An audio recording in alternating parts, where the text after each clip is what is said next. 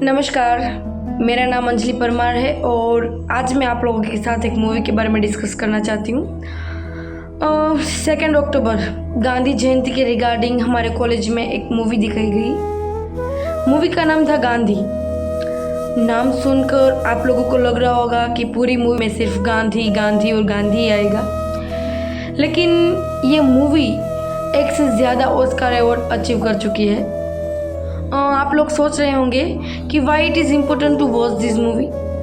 सो इसका एक रीज़न है कि इसमें गांधी जी सिर्फ महात्मा बनकर जो भी काम किए वो दिखाने के बजाय उनके स्टार्टिंग एज से जो भी काम उन्होंने आज़ादी तक किए हैं वो सारी इवेंट 1 बाय 1 करके दिखाई गई है। सो मूवी कुछ स्टार्ट होती है उस दिन से 13 जनवरी 1948, जब गांधी जी एक प्रार्थना सभा के लिए जा रहे होते हैं। तब नथुराम गोडसे नामक एक युवान जो गांधी जी को 4-5 गोलियों से मार डालता है। लेकिन फिर मूवी फ्लैशबैक में जाती है 1893 के डेज में। गांधी जी उन दिनों में बैरिस्टर थे। गांधी जी साउथ अफ्रीका से इंडिया वापस लौटते हैं और देखते हैं कि वहाँ बहुत ही गरीब परिस्थिति है। अंग्रेज़ है वो लोगों पर बहुत ही जुल्म कर रहे हैं। पूरा देश अंग्रेज़ों के शासन के नीचे आ चुका है।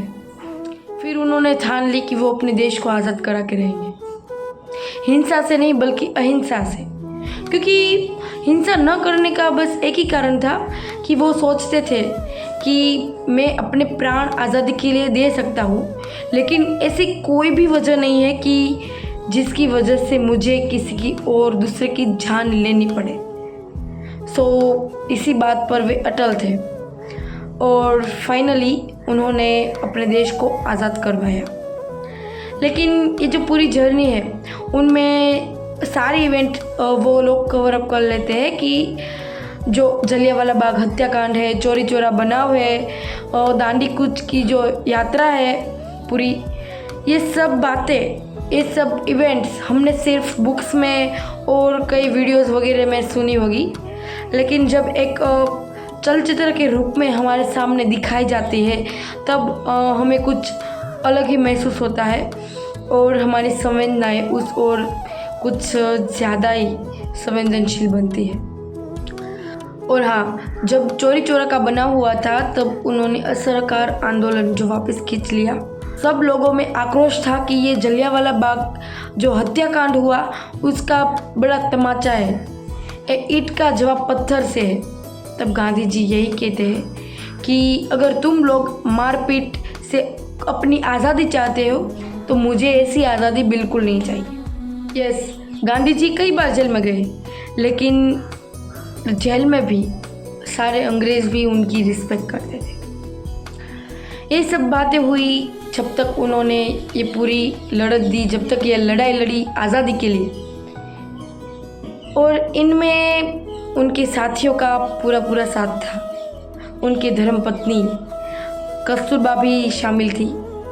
कस्तूरबा जो किसी के पूछने पर बताते हैं कि गांधी जी वो मेरे प्रिय और परम सखा है, मेरे आराध्य देवता है और मेरे आदर्श गुरु समान है।